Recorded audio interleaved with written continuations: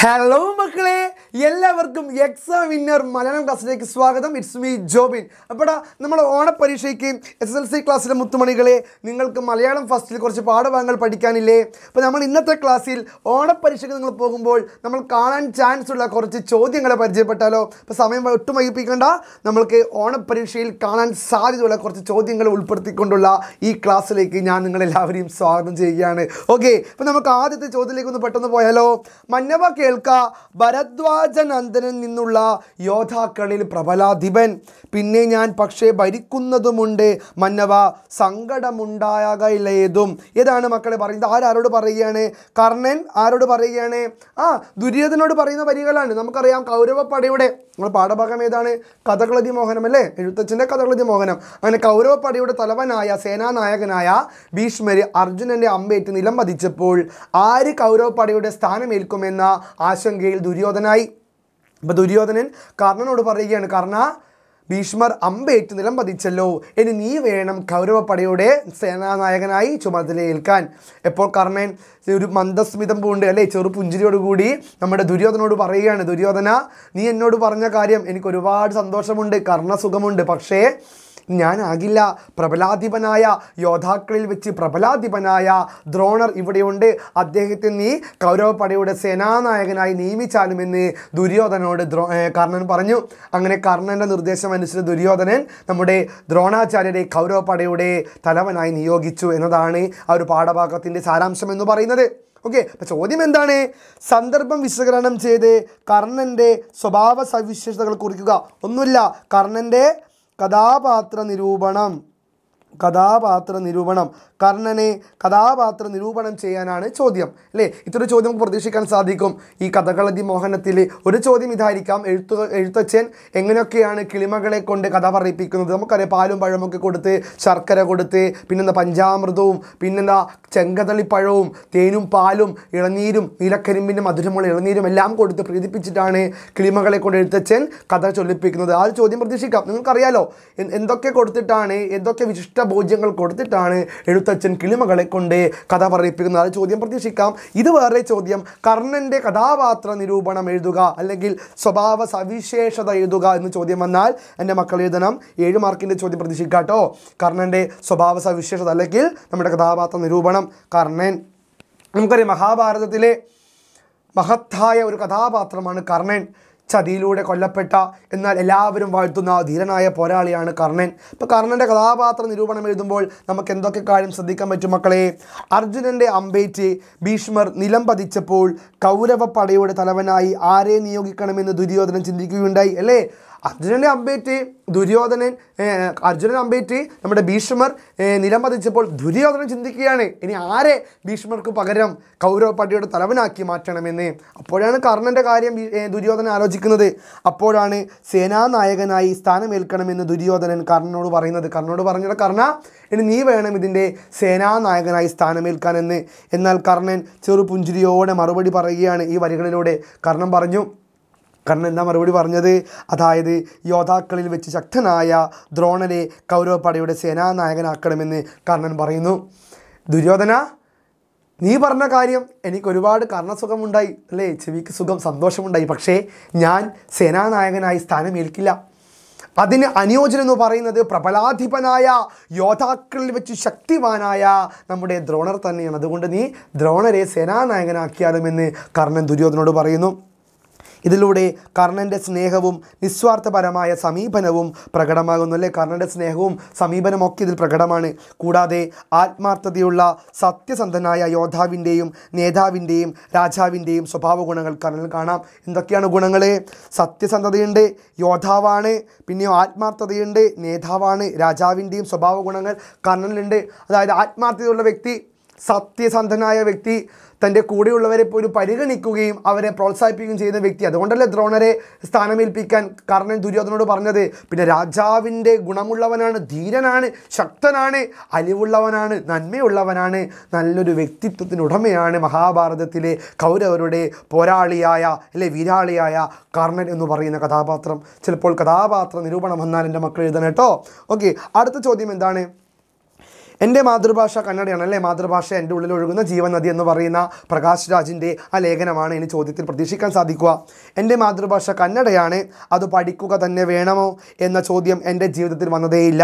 മുട്ടുകാലിൽ നടക്കുന്നത് പോലെ സ്വാഭാവികമായി സരളമായി ഞാനത് പഠിച്ചു. എന്താ പറയുന്ന മക്കളെ, മുട്ടുകാലിൽ നടക്കുന്നത് പോലെ സ്വാഭാവികമായിട്ടാണ് നമ്മുടെ എഴുത്തുകാരൻ മാതൃഭാഷ എഴുതാനും വായിക്കാനും പഠിച്ചതെന്ന് പറയുന്നു. മാതൃഭാഷ പഠനത്തെക്കുറിച്ചുള്ള ലേഖകൻ്റെ നിരീക്ഷണത്തോട് നിങ്ങൾ യോജിക്കുന്നുണ്ടോ? വ്യക്തമാക്കുക. മക്കളെ, വ്യക്തമാക്കാൻ എന്നൊരു ചോദ്യം വരും. വ്യക്തമാക്കുക എന്ന ചോദ്യം വന്നാൽ 5 മാർക്കിൻ്റെ ചോദ്യം പ്രതീക്ഷിക്കാം. ഓക്കെ, വ്യക്തമാക്കുക എന്ന ചോദ്യം വന്നാൽ നിങ്ങൾ എഴുതണം എന്താണ് വ്യക്തമാക്കേണ്ടത്. ലേഖകൻ്റെ അഭിപ്രായം, മാതൃഭാഷ പഠിക്കുന്നത് മുട്ടുകാലിലൂടെ നടക്കുന്നത് പോലെ സിമ്പിളായിട്ടാണ് ലേഖകന് തോന്നിയത്. ലേഖകൻ്റെ നിരീക്ഷണത്തോട് ഞാൻ യോജിക്കുന്നു എന്ന് പറയുക അല്ലേ. ലേഖകൻ്റെ നിരീക്ഷണത്തോട് നമുക്ക് യോജിക്കാൻ പറ്റില്ല. കാരണം എന്താണ്, മാതൃഭാഷാ പഠനം സിമ്പിളാണല്ലേ. മുട്ടുകാലിൽ നടക്കുന്നത് പോലെ, നമ്മുടെ രക്തം പോലെ, നമ്മൾ ശ്വസിക്കുന്ന ഈ വായു പോലെയെല്ലാം നമ്മുടെ ഉള്ളിൽ അലിഞ്ഞിറങ്ങേണ്ടതാണ് ഏത്, മാതൃഭാഷ എന്ന് പറയുന്നത്. കാരണം മാതൃഭാഷ എന്നത് സ്വാഭാവികമായി പഠിക്കുന്നതും രക്തത്തിൽ അലിഞ്ഞു ചേരുന്നതുമാണ്. മാതൃഭാഷ സ്വാഭാവികമായി പഠിക്കുന്നതും രക്തത്തിൽ അലിഞ്ഞു ചേരുന്നതുമായ ഒന്നാണ്. ഇവിടെ ലേഖകൻ പറയുകയാണ്, മുട്ടുകാലിൽ നടക്കുന്നത് പോലെ സ്വാഭാവികമായിട്ടാണ് മാതൃഭാഷ പഠിച്ചത് എന്ന് അല്ലേ. മുട്ടുകാലിൽ നടക്കുന്നത് പോലെ സ്വാഭാവികമായിട്ടാണ് ഇവിടെ ലേഖകൻ എന്തു പഠിച്ചത്, മാതൃഭാഷ പഠിച്ചത് എന്ന്. ഇതിലൂടെ മാതൃഭാഷയുടെ സ്വീകാര്യതയും സുതാര്യതയും വ്യക്തമാണ്. ഇതിലൂടെ മാതൃഭാഷയുടെ സ്വീകാര്യത വ്യക്തമാണ്. കാരണം എന്താണ്, മാതൃഭാഷാ പഠനം സിമ്പിളാണ്, പവർഫുള്ളാണ്. ഇവിടെ മാതൃഭാഷ എന്ന് പറയുന്നത് അദ്ദേഹത്തിന് അഭിമാനത്തോടു കൂടി പറയുന്ന കാര്യമാണ്. നമുക്കറിയാം അല്ലേ, മാതൃഭാഷ മറ്റുള്ള ഭാഷകൾ കേവലം ധാത്രിമാർ മർത്യന്നു പെറ്റമ്മ തൻ ഭാഷതാൻ എന്ന് കവി ചൊല്ലിയിട്ടുണ്ട്. മറ്റുള്ള ഭാഷകളൊക്കെ നമുക്ക് വെറും പോറ്റമ്മയാണ്, മാതൃഭാഷയാണ് പെറ്റമ്മ. അതേപോലെ മാതൃഭാഷ സ്വാഭാവികമായി പഠിക്കുകയാണ്, അതുകൊണ്ട് തന്നെയാണ് നമുക്ക് മറ്റുള്ള ഭാഷയെ പഠിക്കാൻ കഴിഞ്ഞത് എന്ന് എഴുത്തുകാരൻ വ്യക്തമാക്കുകയാണ് ഈ ചോദ്യത്തിലൂടെ. അതുകൊണ്ടാണ് ലേഖകന് മാതൃഭാഷാ പഠനം സന്തോഷമായി സരളമായി തോന്നിയതും. അടുത്ത ചോദ്യം, ഹംസം കഥാപാത്ര നിരൂപണം അല്ലേ. നമ്മുടെ സ്വാതന്ത്ര്യത്തിൻ്റെ ചെറുകൾ എന്ന് പറയുന്ന പാഠഭാഗത്തിലെ പ്രധാനപ്പെട്ട ഒരു ചോദ്യമാണ്. ചിലപ്പോൾ ഹംസം കഥാപാത്ര നിരൂപണം വരാം അല്ലേ, ചിലപ്പോൾ നളൻ കഥാപാത്ര നിരൂപണം വരാം. ഈ 2 പേരെ കഥാപാത്ര നിരൂപണം ചിലപ്പോൾ വരാൻ സാധ്യതയുണ്ട് ഈ പാഠഭാഗത്തിൽ നിന്നും. ഓക്കെ, അപ്പോൾ 7 മാർക്കിൻ്റെ ചോദ്യമാണ് ഈ കഥാപാത്ര നിരൂപണം എന്ന് പറയുന്നത്. ഇപ്പം എന്തൊക്കെയാണ് ഹംസത്തിൻ്റെ കഥാപാത്രത്തിൻ്റെ പ്രത്യേകത എന്ന് പറയുന്നത്? സഹനമുള്ള കഥാപാത്രമല്ലേ, സഹനശക്തിയുള്ള കഥാപാത്രമാണ് ആര്, ഹംസം എന്ന് പറയുന്നത്. കുടുംബത്തോടുള്ള കടമയുണ്ട്, ഉത്തരവാദിത്തമുണ്ടല്ലേ. സഹനം, അയ്യോ എന്നെ കൊല്ലരുതേ, എന്നെ കൊല്ലരുത്, എന്നെ ഉപേക്ഷിക്കൂ എന്ന് പറഞ്ഞുകൊണ്ട് എല്ലാ ത്യാഗങ്ങളും സഹിക്കുന്ന ഒരു വ്യക്തിയായി ആര് മാറുന്നു, ഒരു ജീവിയായി ആര് മാറുന്നു, നമ്മുടെ ഹംസം മാറുന്നു.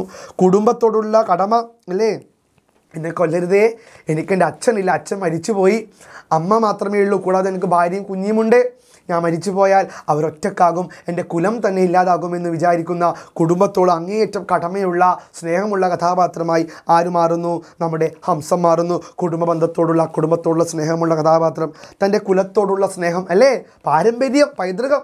ഞാൻ മരിച്ചു പോയാൽ എൻ്റെ അമ്മ മരിച്ചു പോകും, എൻ്റെ ഭാര്യ മരിച്ചു പോകും, കൂടാതെ പ്രസവിച്ചിട്ട് അധിക നാളാകാത്ത എൻ്റെ കുഞ്ഞി മരിച്ചു പോകും. അങ്ങനെ എൻ്റെ കുലം തന്നെ ഇല്ലാതാകുമെന്ന് ഭയക്കുന്ന തൻ്റെ കുലത്തോട് സ്നേഹമുള്ള കഥാപാത്രമായി ആര് മാറുന്നു മക്കളെ, ഹംസം മാറുന്നു. പിന്നെ കനിവുണ്ടല്ലേ, അവസാനം ഈ ഹംസത്തെ ആര് വിട്ടയക്കുകയാണ്, നമ്മുടെ നളൻ വിട്ടയക്കുന്നു. അപ്പോൾ കനിവ് തോന്നി നളൻ്റെ മനസ്സിലെ പ്രണയം ദമയന്തിയോട് പറയാൻ പോലും തുനിക്കുന്ന ഒരു കനിവുള്ള കരുണയുള്ള ഹൃദയത്തിൻ്റെ ഉടമയായി ഹംസത്തെ കാണാൻ നമുക്ക് സാധിക്കും. പിന്നെ സൗഹൃദം, തന്നെ കൊല്ലാൻ പോലും തന്നെ കൊല്ലാൻ വന്നതാണെന്ന് വിചാരിക്കുന്ന നളനോട് എന്തൊക്കെയോ കാര്യം ഹംസം തുറന്നു പറഞ്ഞു. അവസാനം നളൻ തന്നെ കൊല്ലാൻ വന്നതല്ല, കൗതുകം കൊണ്ട് പിടിച്ചതാണെന്ന കാര്യം അറിയുമ്പോൾ നളനോട് സൗഹൃദം, ചെങ്ങാത്തം കൂടുന്ന കഥാപാത്രമായി ആര് മാറുന്നു, നമ്മുടെ ഹംസം മാറുന്നു. സുന്ദരനാണ് അല്ലേ, സ്വർണ്ണവർണ്ണമുള്ള ചിറകാണ് ഹംസത്തിൻ്റേത്. അതുകൊണ്ടാണ് സുന്ദരനായ ഹംസത്തെ, അതുകൊണ്ടാണ് കൗതുകത്തോടുകൂടി ആകൃഷ്ടനായി നമ്മുടെ നളൻ ചെന്നു പിടിച്ചത്. അപ്പം സുന്ദരനാണ്, മേനി അഴകാണ്, പിന്നെയോ സ്വർണ്ണവർണ്ണ ചിറകുള്ളവൻ, ആ ചിറകിന് സ്വർണ്ണത്തിൻ്റെ നിറമാണ്. അതുകൊണ്ടാണ് നമ്മുടെ നളൻ ഹംസത്തെ ചെന്ന് പിടിച്ചത്. ഇപ്പം ഇത്തരത്തിലുള്ള കഥാപാത്ര നിരൂപണം എഴുതുമ്പോൾ ഹംസത്തിൻ്റെ ഈ ഗുണങ്ങളൊക്കെ എഴുതി നിങ്ങൾ പൊലിപ്പിച്ചെഴുതണം കേട്ടോ. ഇതാണ് കഥാപാത്ര നിരൂപണം വന്നാൽ എഴുതേണ്ടത് ഹംസത്തിൻ്റെ. ഇനി നളൻ നമുക്ക് എന്തൊക്കെ എഴുതാൻ പറ്റും, നളൻ കഥാപാത്ര നിരൂപണം നമുക്ക് എന്തൊക്കെ എഴുതാൻ പറ്റും മക്കളെ? സ്നേഹനിധി എഴുതി കൂടെ, സ്നേഹനിധി. ഓക്കെ, സ്നേഹനിധിയായ കഥാപാത്രം, സ്നേഹനിധി ഉള്ളവൻ. പിന്നെ നമുക്ക് എന്ത് എഴുതാൻ പറ്റും? പ്രണയാർദ്രമായ കഥാപാത്രമാണ് നളന്. ഉള്ളിൽ പ്രണയമുണ്ട്, ആരോടെ? തൻ്റെ പ്രിയപ്പെട്ടവളായ നാരദനിൽ നിന്നും ദമയന്തിയെക്കുറിച്ചുള്ള വാക്കുകൾ കേട്ടപ്പോൾ ദമയന്തിയെക്കുറിച്ച് ഇങ്ങനെ ആലോചിച്ചിരിക്കുകയാണ് നളൻ. എന്തു പ്രണയമാണ് ആ നളന് ദമയന്തിയോട് തോന്നിക്കാണുക അല്ലേ. വിരഹമേ നീയില്ലെങ്കിൽ പ്രണയം പടരും സിരയിലൊരു പാഴ്സ്വരമായി. ആ പാട്ട് പോലെ തന്നെയാണ് ആ വിരഹവുമായി ആ പ്രണയവുമായി തൻ്റെ കാമുകിയായ താൻ സ്നേഹിക്കുന്നവളായ ദമയന്തിയെക്കുറിച്ച് ആലോചിക്കുന്ന നളന് നമുക്ക് എന്ത് ഗുണം കാണാൻ സാധിക്കും? പ്രണയാർദ്രമായ അനുരാഗം കാണാൻ സാധിക്കും അല്ലേ. പിന്നെ എന്ത് കാണാൻ സാധിക്കും? നളന് സഹതാപം കാണാൻ സാധിക്കില്ലേ? കാരണം നമ്മുടെ ഹംസം ഒരുപാട് കാര്യങ്ങൾ പറഞ്ഞു, എന്നെ കൊല്ലല്ലേ, എനിക്ക് ഭാര്യയുണ്ട്, പിന്നെ കുഞ്ഞിയുണ്ട്, അമ്മയുണ്ട്, അച്ഛൻ മരിച്ചു പോയെന്നൊക്കെ പറയുമ്പോൾ ഹംസത്തെ കൊല്ലാൻ വന്നതല്ല, എന്നാലും ഹംസത്തെ വിട്ടയക്കുന്നില്ലേ? സഹതാപമുള്ള മനസ്സുകൊണ്ടാണ്. പിന്നെ എന്ത് നമുക്ക് പറയാൻ സാധിക്കും? പ്രകൃതി സ്നേഹി എന്ന് പറയാം. പ്രകൃതി സ്നേഹി. കാരണം എന്താ? ആ ഉദ്യാനത്തിൽ നടക്കുന്നവർക്കൊക്കെ മനസ്സിലൊരു താല്പര്യമുണ്ടാകും പ്രകൃതിയോട്. ആ പ്രകൃതിയോട് ഇണങ്ങിക്കൊണ്ടുള്ള ഒരു സ്നേഹനിധിയായ കഥാപാത്രമായി ആര് മാറുന്നു? നമ്മുടെ നളൻ മാറുന്നു. അവസാനമായ പോയിന്റ് എന്തു പറയാൻ സാധിക്കും നമുക്ക്? സത്യസന്ധനാണ് നളൻ. കാരണം എന്താണ്? തൻ്റെ മനസ്സിലെ ഇഷ്ടം ആരോട് പറയുന്നുണ്ട്?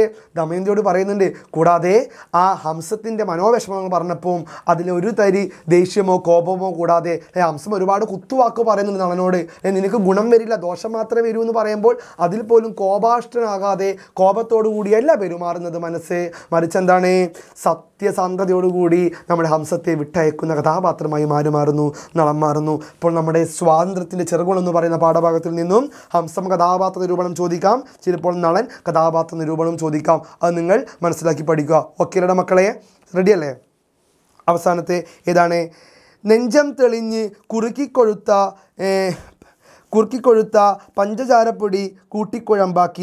പഞ്ചസാരപ്പൊടി കൂട്ടിക്കുഴമ്പാക്കി നല്ല കദളിപ്പഴങ്ങൾ തിരഞ്ഞു ഞാൻ മെല്ലെ തിരുമ്മിയുടച്ചു തേനും വീഴ്ത്തി ചൊല്ലുവാനാവതില്ലെങ്കിലും ഒട്ടൊട്ടു ചൊല്ലുന്നതുണ്ട് കനക്ക് ചുരുക്കി ഞാൻ അല്ലേ. എന്താണ്? എഴുത്തച്ഛൻ നമ്മുടെ കിളിമകളോട് ഓരോ കാര്യങ്ങൾ പറയുകയാണ്. നീ മഹാഭാരതത്തിൻ്റെ കഥകൾ പറയൂ, ഞാൻ നിനക്ക് പാലും പഞ്ചാമൃതവും തേനും പിന്നെ ചെങ്കദളിപ്പഴവും പിന്നെന്താണ് നല്ല കരിക്കും എല്ലാം തരാം, നീ കഥ പറഞ്ഞാലെന്ന് പറയുമ്പോൾ നമ്മുടെ പഞ്ചവർണ്ണക്കിളി പറയുകയാണ്, എന്നാൽ ഞാൻ കഥ പറയാം, ചുരുക്കി പറയാം. അതാണ് ഈ വരികളിൽ പറയുന്നത്. സൂചനകളും പാഠഭാഗവും വിശകലനം ചെയ്ത് എഴുത്തച്ഛൻ്റെ രചനകളുടെ സവിശേഷതകൾ എന്ന വിഷയത്തിൽ പ്രഭാഷണം തയ്യാറാക്കുക. മക്കളെ, പ്രഭാഷണം തയ്യാറാക്കാൻ ചോദ്യം വരാം. പ്രഭാഷണം തയ്യാറാക്കാം. 7 മാർക്കിൻ്റെ ചോദ്യം പ്രതീക്ഷിക്കാം. എന്താണ് പ്രഭാഷണത്തിൻ്റെ ചോദ്യം എന്ന് പറയുന്നത്? എഴുത്തച്ഛൻ്റെ രചനകളുടെ സവിശേഷതയെ മുൻനിർത്തിക്കൊണ്ട് പ്രഭാഷണം തയ്യാറാക്കാം. അപ്പോൾ നമ്മൾ ആദ്യം എന്തു പറയണം മക്കളെ? യെസ്, മാന്യ സദസ്സിന് വന്ദനം. മാന്യ സദസ്സിന് വന്ദനം എന്ന് പറഞ്ഞുകൊണ്ട് വേണം തുടങ്ങാൻ. കാരണം എന്താ? നമസ്കാരം അല്ലെങ്കിൽ മാനസസിന് വന്ദനം, അങ്ങനെ വേണം തുടങ്ങാൻ. മലയാള സാഹിത്യത്തിൽ തൻ്റേതായ മുദ്ര പതിപ്പിച്ച എഴുത്തുകാരനാണ് എഴുത്തച്ഛൻ. മലയാള ഭാഷയുടെ പിതാവ് എന്നുകൂടി ഇദ്ദേഹം അറിയപ്പെടുന്നു. ഒരു ഇൻട്രൊഡക്ഷൻ കൊടുക്കുക എഴുത്തുകാരനെ കുറിച്ച്. മഹാഭാരതം കിളിപ്പാട്ടിൽ തൻ്റെ ഓരോ പർവ്വങ്ങളും ആരംഭിക്കുമ്പോൾ എഴുത്തച്ഛൻ കിളിമകളെ കൊണ്ട് കഥ പറയിപ്പിക്കുന്ന രീതിയുണ്ട്.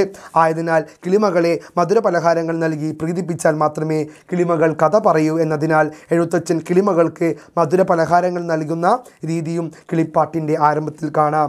ഇവിടെ പഞ്ചവർണ്ണ കിളിക്ക് വിശിഷ്ട ഭോജ്യങ്ങളായി പാലും പഞ്ചതാരപ്പൊടിയും കൂട്ടിക്കുഴമ്പാക്കിയും വെല്ലവും ശർക്കരയും കദളിപ്പഴങ്ങളും തേനും എന്നിവ ഓരോ വെള്ളിപ്പാത്രങ്ങളിലായി എഴുത്തച്ഛൻ വിളമ്പി വയ്ക്കുന്നു അല്ലേ. ആ കിളിമകളെ പ്രീതിപ്പിക്കുന്ന ആ രീതിയാണ് ഇവിടെ പറയുന്നത്. അതൊക്കെ നിങ്ങൾ പ്രഭാഷണത്തിൽ കൂട്ടിച്ചേർക്കണം കേട്ടോ. ചിലപ്പോൾ ഉപന്യാസവും ചോദിക്കാം അല്ലേ. എഴുത്തച്ഛൻ്റെ രചനാ സവിശേഷതയെക്കുറിച്ച് ഉപന്യാസം ചോദിക്കാം, ചിലപ്പോൾ പ്രഭാഷണം ചോദിക്കാം.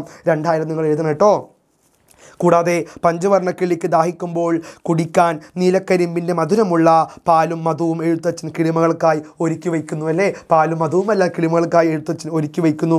ഇത്തരത്തിലുള്ള മധുര പലഹാരങ്ങൾ നൽകിയാണ് എഴുത്തച്ഛൻ പഞ്ചവർണ്ണക്കിളിയെ പ്രീതിപ്പിക്കുന്നത്. ഇത്തരത്തിലുള്ള രചനാരീതികൾ തന്നെയാണ് എഴുത്തച്ഛൻ്റെ എഴുത്തിനെ വ്യത്യസ്തമാക്കുന്നതൊക്കെ നിങ്ങൾ അവസാന പ്രഭാഷണത്തിൽ കൂട്ടിച്ചേർക്കണം കേട്ടോ. ആസ്വാദകരിൽ കൂടുതൽ ആകർഷണീയതയും താല്പര്യവും എഴുത്തച്ഛൻ്റെ ഇത്തരത്തിലുള്ള രചനാരീതി ഉളവാക്കുകയും ചെയ്യുന്നു പറഞ്ഞ് നന്ദി, നമസ്കാരം എന്ന് പറഞ്ഞുകൊണ്ട് നിങ്ങൾക്ക് നിങ്ങളുടെ പ്രഭാഷണം അവസാനിപ്പിക്കാം. ചിലപ്പോൾ ഉപന്യാസം അല്ലേ, ഉപന്യാസം ഓർ പ്രഭാഷണം ചിലപ്പോൾ ചോദ്യം പ്രതീക്ഷിക്കാം ഈ ഒരു പാഠഭാഗത്ത് നിന്നും. ഓക്കെ, അപ്പം മക്കളെ നമ്മുടെ ഈ ഒരു എക്സാം ഹാളിലേക്ക് ചെല്ലുമ്പോൾ 10ാം ക്ലാസ്സിലെ മുത്തുമണികളെ ഫുൾ കോൺഫിഡൻസ് ആയി ആത്മവിശ്വാസത്തോട് ചെല്ലുക, നല്ല മാർക്ക് സ്കോർ ചെയ്യുക, ഒന്നും ഭയക്കാനില്ല.